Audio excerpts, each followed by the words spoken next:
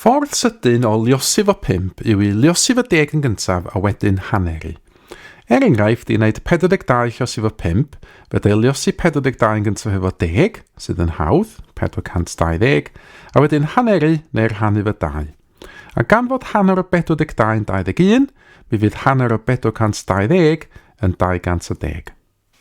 Wedyn, i wneud 179 liosi fo 5, fydde liosi fo 10 yn gyntaf, 1790, a wedyn rhannu fo 2 neu haneri. Fan hyn, bach mwy o waith er mwyn gallu haneri 1790.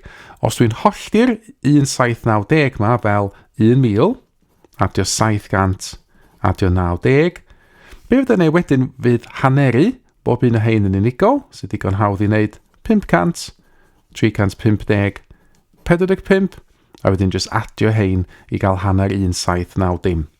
500, 850, 895. A dyna felly ydy'r ateb i 179 liosi fo 5.